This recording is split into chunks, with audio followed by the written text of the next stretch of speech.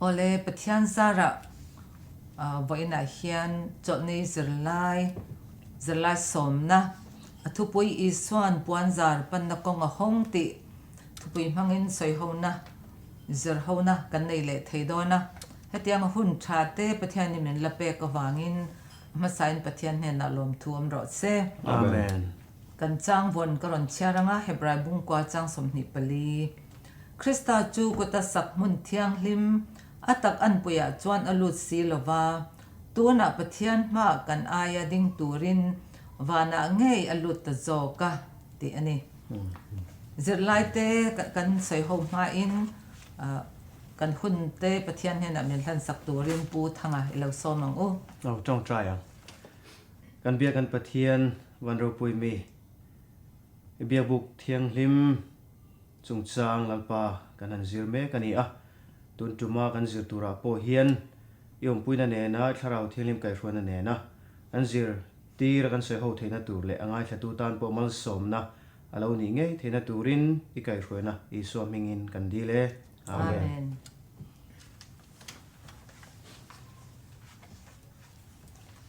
zirlai kan zir tur hi po enami ha poi ma em meya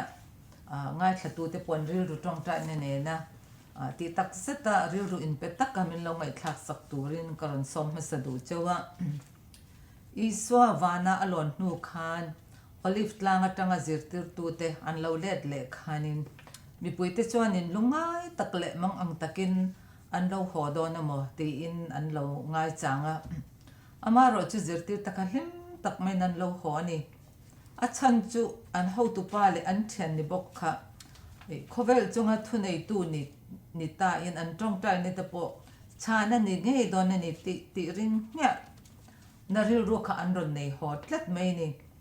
chu ba ka an ta na mun bo sai turin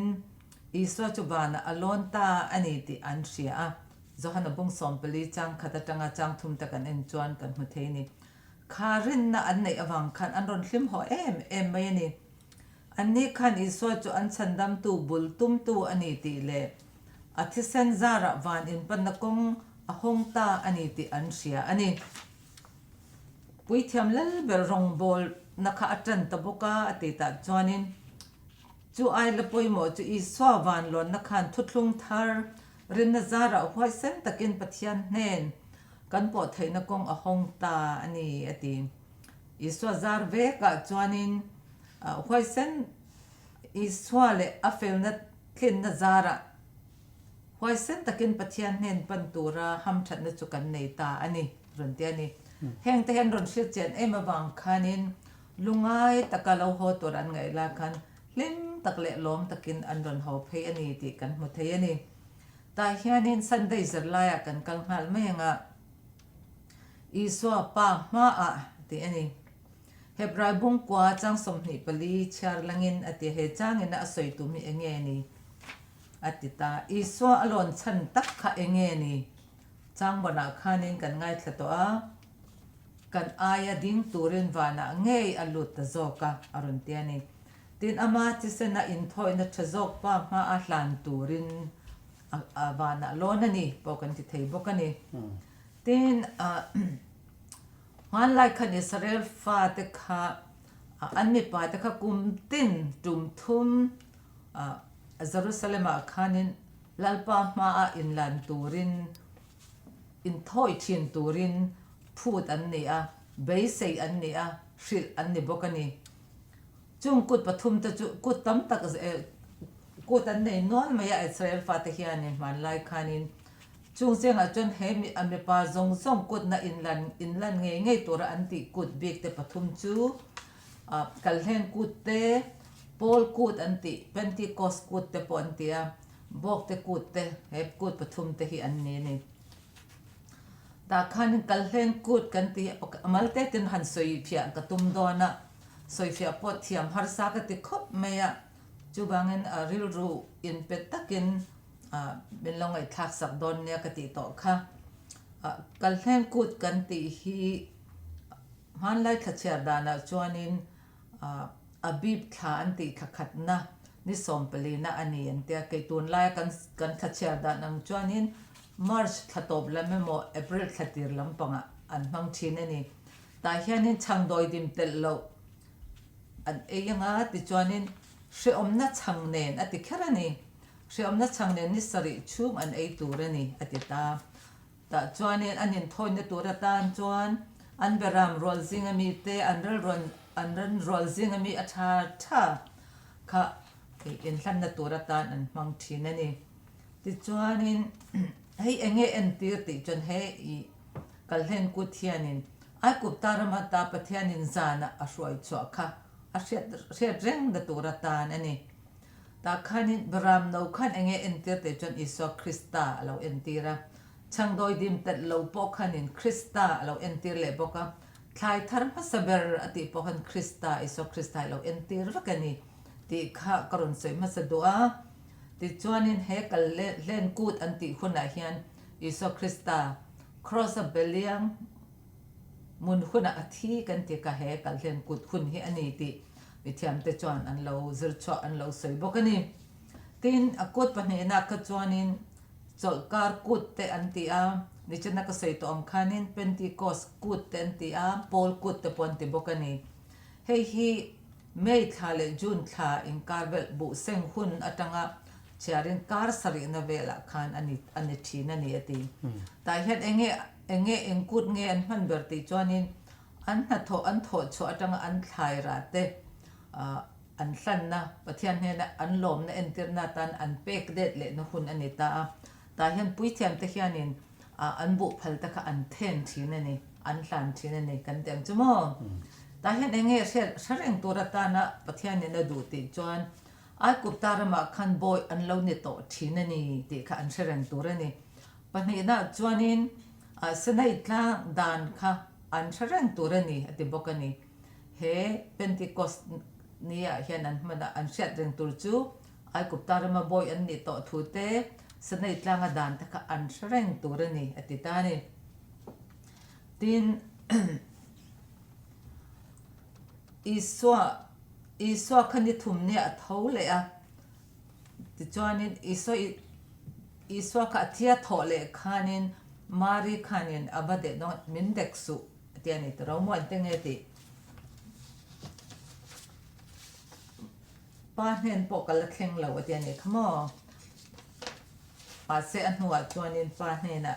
in tlan turin a chawani ka chaw ma se zirtir tale thian te hena kha chuanin pa hena a chaw don ani ti shilro ti khanin mari hena kha chuan acha ani ti kan thata a tin kut pathum na chuanin bok te kut anti a hi kum top lama man thine ni anti ta hianin in sui atale in wa in khur in chep khom zo a nisari chung kut turani ti ta hianin enge an shet reng tur ti chuanin thalera an ba vai chunga pathianina alo enkol na pathian in alo enkol thin alo ngai sak thin na zong ka an thareng turani an shet reng nan le an lom na entir na tan anin kut thin ani pani na chuan pathian mal som na an don na tanga lom thu soina ni chena Paul kut nen pokhan in na tlem an nei ve de oni ta hianin Iswa po leya athi nu khanin vana panen hanin hlana chuanin alo let le nu kha chuanin zirtir te hena tele medang dang hen po aron in lara kana ka chunna te koron khoiro te ti ta mo an zinga te po oma e te po e ni te kan cheta ni som li no khan vana lon chole ta vana lon so nu khanin athutia mang khanin tharau thiang him ama lo ngak reng tu lo ngak reng ra uti asir tir tele ring tu te hena khan Pentecost ne tharau thiang him lei bua kan ni ti ta kan hutani heng zong hen aron entir tum chu biak buk rong bol na vek karon entira he kal hen ku tin aron entir chu anin thoina khan ranan tal thina mel hem lo a thaber an tal thinang khanin Iso Krista kan ta na lo in hlan na hen mel hem lo sol na nei lo mi fam kim pathian fatir aron in hlan ani ti kha entir ta itu na Paul kut kan ti ang bok khanin puithiam khanin ran te sen kha ปวนซาระเตเทงอาแต่คันอเททีนังคันินอีสวปอทอเลคันวานะปะเทียนเนี่ยนะอันน่ะทอแต่คติฟอมกิมอันนี้ตานี่ติอาหารลันตีร์สุกันนี่อาหารปุยเทียมันอเทอังคันป้าเนี่ยนะอาหารนินเสียตีร์กันเตียงจะอาหารนินลันนั่นนี่อาเทียนี่ตีนันหัวจวนินหุ่นวานะหุ่นเทียงให้มาป้ามาป้าเนี่ยนะป้าดึงละมาอาหารชั่ววานะอลอนเสาตานี่นี่สมลีหัวตีกันเสียดค่ะให้ฮีให้มีเบียบบุกรงบอลน่าชวนนิปุยเทียมแล้วเบอร์เทียนินกุมขตาบอยขัดหุ่นเทียงให้มาทำหุ่นเทียงเห็นบาระอันลุดชินะกุมขตาบอยขัดเจ้าอันลุดชินะนี่อิสคริสต์เอรอจวนอบอยขัดลุนะฮีลุนนง่ายละเวนฟอมกิมฮาเลนี่กันตานไอโออินอมฮาเลนี่ติค่ะสันเดย์เนี่ยกันเสือตัวเนี่ยตาเสละตินทอดเนี่ยกันกัลฮาไม่ยังอ่ะทอดเนี่ยจนปะเทียนสมนะตีนี่แต่เฮียนินเฮบรายบุ้งสมปนิจังสมเปรตจังสมนี่ปะขัดเชียร์และเสนอิตลางอ่ะอิสราเอลแต่ทิลตนค่ะเองนี่อติตาปะเทียนค่ะเองอสมปะเทียนสมนะค่ะเองติจวนินอิสราเอลฟาแต่ค่ะไอกุปตารมันจังอฟรอยชัวคันเสนอิตลางอันเข็นมาปะคันนี่อทิลตุมจวติอันมานี่เนี่ยนะมีมัลตะกอินไลจินนะดูอมตักเสียมปุยอัตุมันนี่ติปะเทียนินติจวนินไอกุปตาเขาติจงอากติเสียเตเลมุปุยทลาอากปุจเจออากันเนนักรวยเทนเสียเจอฮีอินหูนานอติตาอินหูตาเตติตามอมเอ็กซ์ดัสบงสมปกว่าจังทุมเลจังลีตะกันเอ็นจวนินติฮานินตาจวนินสนัยตังอันหันเทนคานินปะเทียนเนี่ยนะอินมุตูคานินตัวตรอดีตะคาลูริตรวยปะเทียนเนี่ยมีแต่จุกลางเราเฉาตัวเรนสิลตาแต่จวนินเองที่เราแข่งตาแต่จวนินมีปุยตะคานินปะเทียนเนี่ยนะอินมาชนตัวปะเทียนอ่อนหันเรียดคันรีเละขมีโทมเรียดจังคานินอันลาวอันคูระนี่แต่จนเองติงเงินติมีปุยตะคานินโมเสียนเนี่ยนะปะเทียนจวนเกมานี่มันโดนเบลุลสุเสนังมันเห็นนะทูสวยเสละนังมันเห็นน่าสวยจูปะเทียนเนี่ยอติอังเปียงจูกันซอมเซลังกันติเซลังตีอินโมเสียค่ะอันไอโอตูรินอันปลายตูรินปะเทียนเลยอันมานี่อินการะปลายตูรินอันเตียนี่จุดยังจนโมเสียค่ะอันอินการะปะเทียนเลยอิสราเอลไม่ติอินการะคันปลายนาอัทกันนี่ติกันหัวติจวนินเฮ้ปะเทียนเนี่ยจะสมนะจูอามาเนี่ยนะอามีเตอมหูตูเรนเนี่ยดูมาเซโออันหันเช็ดน้องขัดอันลาวันคูระอามาเนี่ยนะอินมาต้นอินหมูค่ะอันงำแล้วนี่โมเสียค่ะอันปลายตัวรัตานอันสมอันข้างอันนี้จูบางจอนี่ปะเทียนสมนะก็จูอินเรมตูรินdirect in ama nen in matonin in holo ma sela anin kara in lai chen na chatak nei thei torin mosia khan an kara adinga nei ti khani selangin to na hian ke ni po pathian hianin pathian le machine swal lu to te kanin lai chen le thei na tur kanin kom le thei na tur chuan kan ai o tu isa krista kan kara palai chatak adinga ni ti kha kan soi thei ni phat selak lo me amen amenถ้าแท้ไหมไอ้โทเลนี่สิไล่เห็นปวนซาร์มอนัดซูที่อันนี้อ่ะเบียบุอาคารปวนซาร์ปทุมกันหัวเทียงอ่ะประคัดหน้าจวนเบียบุหุ่งชุงหุ่งนะกันเตียงซูกอมปังหุ่งนะคะปวนซาร์ประคัดนะอันนี้อ่ะเต็นปันนี้หน้าจวนเบียบุอาคารลูนัตูระคารปวนซาร์ประคัดอมเลยอ่ะมุนเทียงเลียมลูนัตูระคารเห็นมุนเทียงลิมเบรลูนัตูระประคัดอมเละพวกนี้จุดยังชวนปอนซาร์ฮีมุนทุมอันซาระจุดกันหุดเทียงเห็นปอนซาร์เตฮีมีฟิงมีนอลปุยเตกันเตียงซึ่งแต่น่ะอันดูอันลูเทโลนัตูระได้ดันนะชัตักอันนี้อารมณ์ฟ้าเตปปนีอันที่คานอันนี้ข้านินทิลดิกเราตะกินปะเทียนินอภัลเราไม่เตอันมังมุนเทียงลิม khanin an thi ni ti te kan hmu a ti chuan aron an hne na po heng puan zar hian adai dan na alo lan tir na chu mun thiang lim bera tele mun thiang lim a po khan lu lo turin mosia hne na hriat tirani a aron chu hril chhong turin ati ni chu tiang chuan puan zar hian poimo na lian tak ani adai dan na lian tak mai Israel hun laia khan amar chu he puan zar hi isua alo en tir dei mai ni hei hian isua ena min tho sakna te pathian keini mi sual te chuan pathian directin kan tong theilawa kan betlang theilawa ma se iso krista kal tlengin kan betlang thei ni ti kha he puan zar hian min lo mu tir bokatin Israel mi te biakbuk in rem dara khanin thil pakhat tuna piruatinan soya khanin sinai tlanga khan kha sebong no lim an lo siam awang khan pathian athin rimani ti po kan hria tam zok kha tam tak kha kan tiang chu lei kak chunga tla in an boralani khai khan pathian thin rim na awang khan pathian ni Israel mi te kha ka kalpui chun zom to don lo cheu atiani kalpui to lo turin pathian kha mi pui te chu han alung ni lovani ma se mosia khan adil na o chu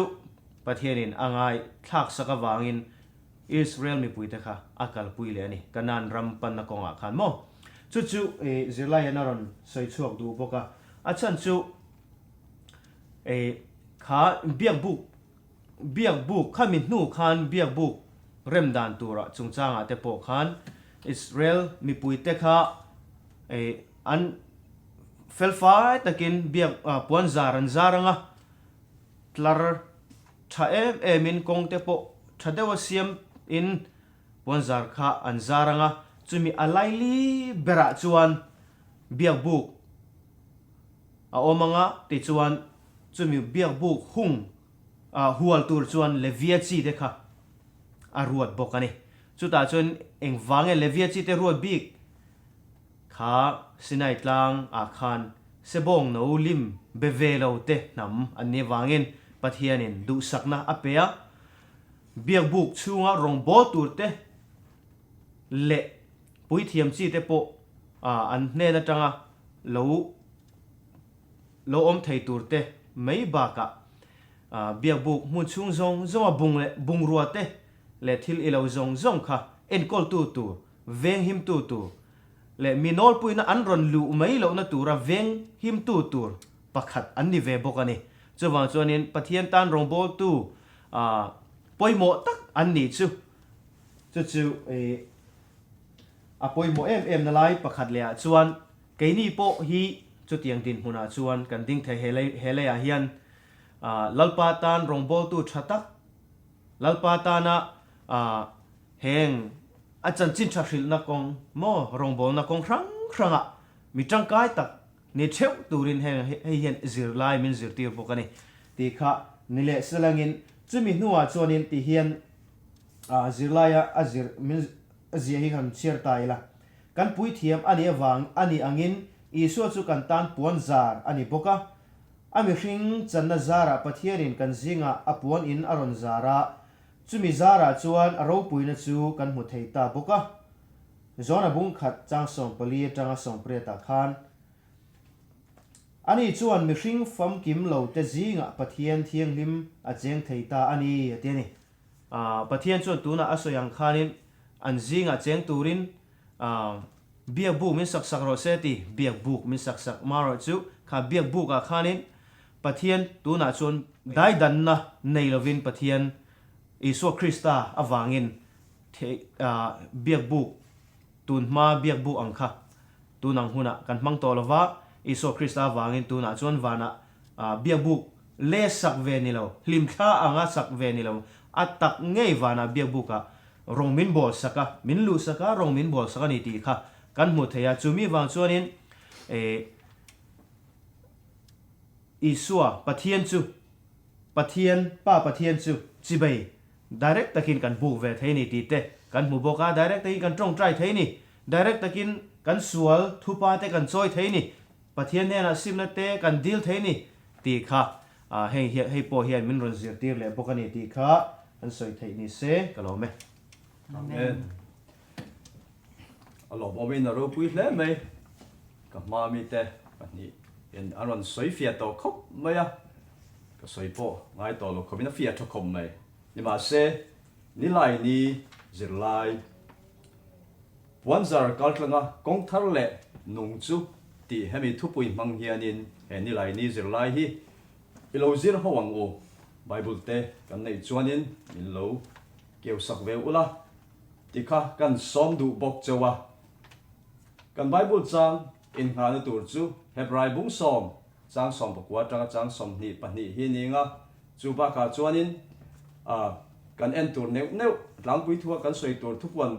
bung som pani chang sri tanga chang som pani le johana bung som pani le chang som thum pakhat te le bung som bruk chang som pakhat te aninga tin hebrai bung som pani chang ni te hi etek he bung le chang te hi kan en le dolani hebrai buin asoyangin iso krista vana han chho khanin anung zui turin min somani thu hebrai bua hianin achuanga kan hu theya christian iso krista chuni china ka mami teron soitong khai kan pui thiam min tlan tu ani chu vana khian oma ani chu christian te ring tu te ama ring tu te min shroi tu pui pa ber ma shroi tu pui thiam lalro pui tak ani ti kan bu thei bok ani tin kan ba sa karon soi to ang khan kan soi to ang khanin han soi non le zok la thutlung lui hun lai chuanin ran ti sanin in thoin te an nei ni kha en tirna kan ti to kha iso krista local tour ran ti sanin in thoina an neya rin na in an in thoya chu ngai dam an sual te ngai dam ani thin ni kha ni ma se kha in thoina kha chu hlut na mi ti thiang lim na anei lo en tirna ni ti kan sa pon kan soi to kha ama ngo kha chuanin hlut na ran nei lo mi ti thiang lim thei lo ma se rin na in thoi wangin sual te ngai dam sak ani ni ma se khang an in thoina te kha en tirna ni miao wangin an thil ti an sual pianga an in thoi le zel alo ngai ta ni a thoi sak tu pui thiam te po kha pathian ma dil sak tu te po kha sual nei nia an sual te po in thoi ve fo ngai ani lutna anei miao lo wang en tirna ani wangin ni ma se te han soi le ta zele la pathianin ni china soi tu ma sa ron soi to khan in zinga cheng thinan bia buk min sak ruati pathianin ami te nei kara thuthlung an thlun zo nu khan chu pathian chuan in bia buk sak turin zinga cheng thinan alo dila chuan bia buk an sak ta ni ti kan mu ni iso krista aron lang chia khanin cross kan aya thi khanin ka thuthlung lui zong hlun na nei lo en tir na kha alo bo ro ta vek na chut cha alo ni chia mai ni iso krista chu kan ain ui thiam kan thuthlung thar alo ni ta vana chowin chu chuanin thuthlung thar min lo din sakta kong thar kong nung min lo din sakta ni ti kan mu theya eta kan en thang le zel chuanin iso krista ni china soi tu ma saber beron soi to khan iso krista voi khat aron thina khan kum khwa chatuanin a dei tlat mai ni ani chu kha thina kha mi fam kim soi sel rual lo ania ani chu tekin phak rual lo ania voi khat ai lan na khan kum khwa chatuanin a dei tlat mai an thoi ve fo angai lo thuthlung hlui ho ang khanin in thoi fo ngai lo voi khata aron sun azo ta vek me ti kha kan soi le du zok bokani amen den kan en thla le zel chon bible changa hebrai bung som chang kwa chang som ni pahnia khanin kan en chuan en tinge asoi chu de chuan u nau te u kong min ruat sak kong thar le nunga chuan wan za chu ati chu atak sa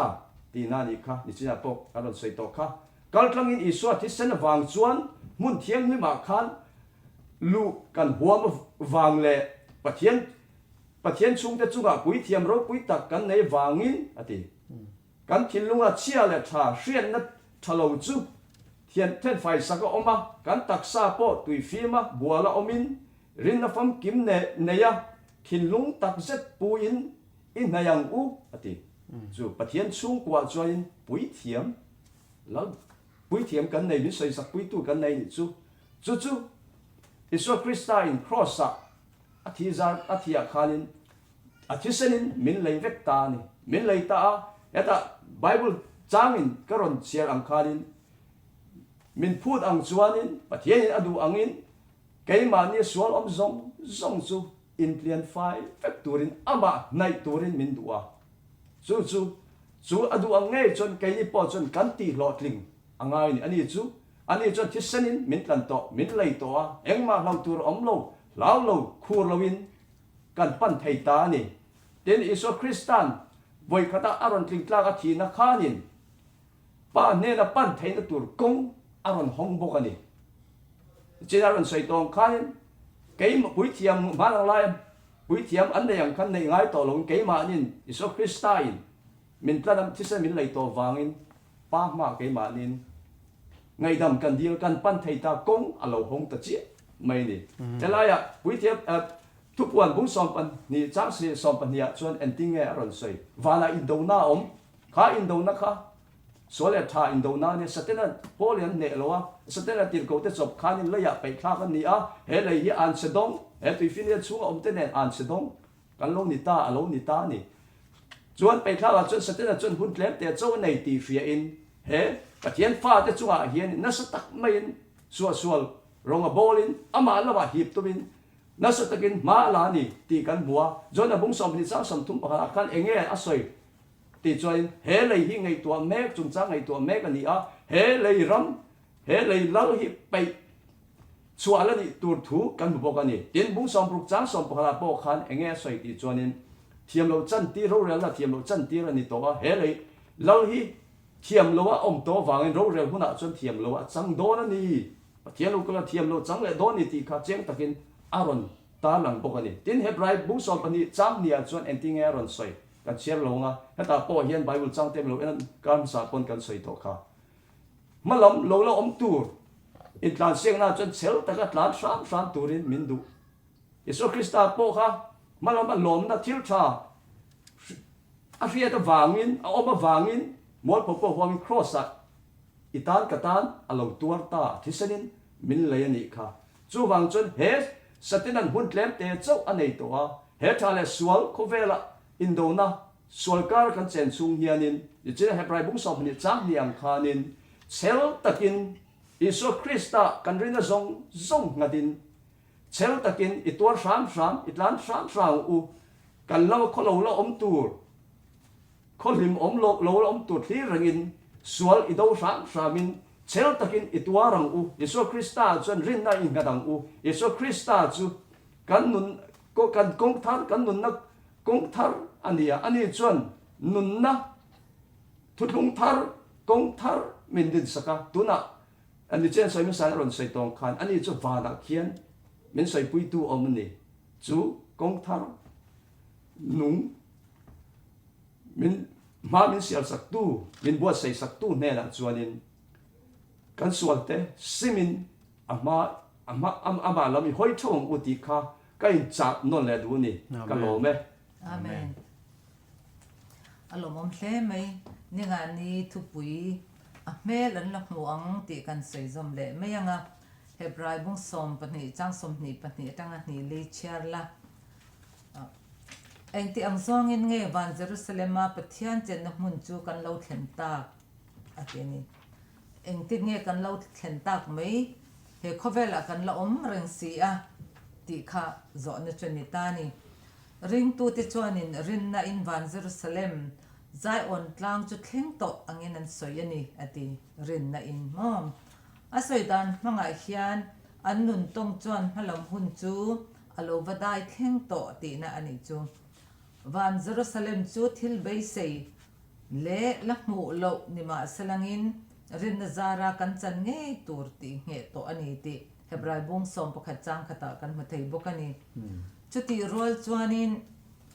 he bung le chang na asoi tum chu he chau hian ni lova zai on tlang pathian chen nam hun ngei chu kan ai o tu iso krista ra kan thleng to ani tin fsc bung ni changa te kolossa bung thum chang khata te kan mu thei boka tin iso van lo na ka kan rin na thil mai ani lo atak takin a thleng to ani ti kha kan shebok ani ti chuanin tirko pol chuanin hebrai bung li chang som pale chon ti hian lo soya vana te kal tlang to pui thiam lal ro pui chu kan nei awangin ho u huai sen takin in nei ang u te in a lo soi thei ta ani ro pui hle mai ta hianin pathian hianin iso krista chau hi so ako at mang ne lovin ti hian kan chang hebrai bung ruk chang li kha van thil pek chu tem to in pathian thu thatna le hun local tura thil ti theina te chu kan tem to ani tin a lo soita ta chuanin keini tan chuanin he nun na thir chak ai rin om tak nge tak mai hi kan nei ani chu chu iso krista ani keini tan chuan rin na hi in thlun nge na thir chak ai an nei kan ni chu chu ko sei tong han chu chu iso krista ani ti kha kan cheta poimo boka ti chuanin pathian thil tumi iso a chau ne lovin keima ni a po he a om ve ni voin ne keima ni a po hianin pathian hianin thil tum anei ve ani chu chu nge ti chuanin iso van lon na khanin ni chena kan soi to ang khanin israel mi te khanin kumtin anin kuta anin hlan thin pathum ta zinga pahni hi chu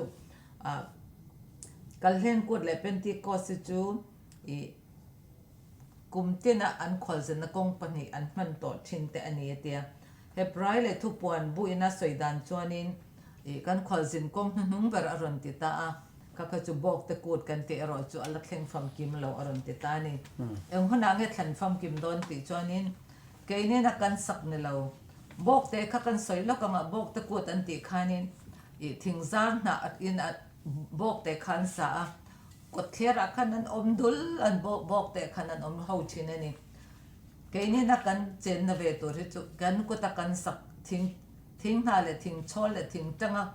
thing zara sak ve bok te ne lovin pathian in van tang aron ken thak to bok te chuanin ama pathian nen kan la cheng ho don ani ama ren kan cheng kum khwa to don ani ti hi a thamon thakin a ro puya kan van nei na atelang le zwalen ka shiani amen ta hianin top na te pokoron soi to me anga te khin thu koron soi du chu kan ta na palai rinom tak kan nei hi kan thian ani boka kan u naw ani boka ni ti hi ta hian te khin thu ti hian kan zirlai en long na khan aron soi boka iso krista chu vana aluta pa ma kan ai oi na ding ani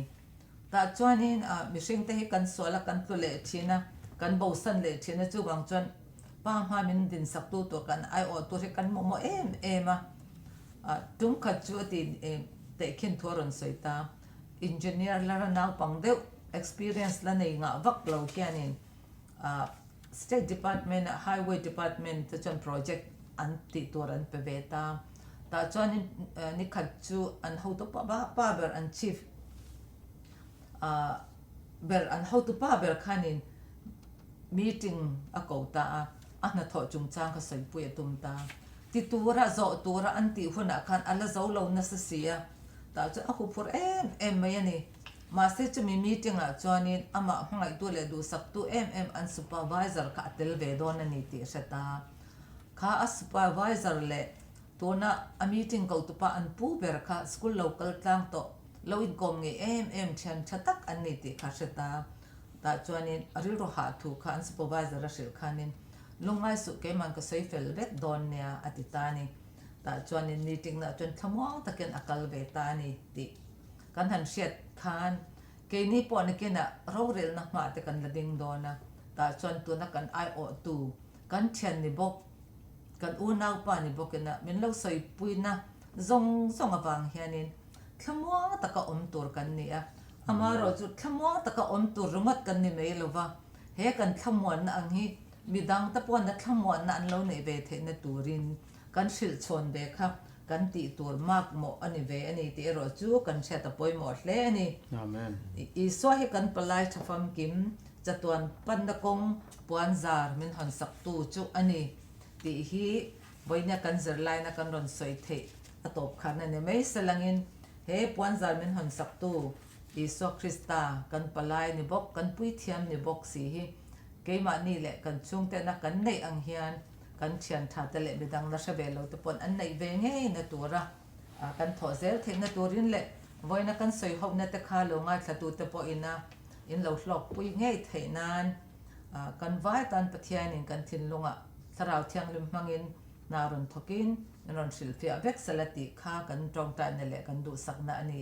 Amen. Amen. te khanin zirlai kan soi thin te kan soi ho thin te tlom ngai tak le rin hong taka min lo hlut sak thina min lo ngai thak sak thina wangin in chunga kan lom em a kar le po zirlai som pakhat na pathian zara dam te kan chuanin kan ron soi ho le anga ta po chuanin min ron ngai thak sak le turin le min lo hlut puya min lo tong trai pui sak le turin kan ron som hal bok chewni kan thu pui tur hi iswa kan ren siam tu le ti thafam kim tu ti ani don ani kan lo me Amen. Amen.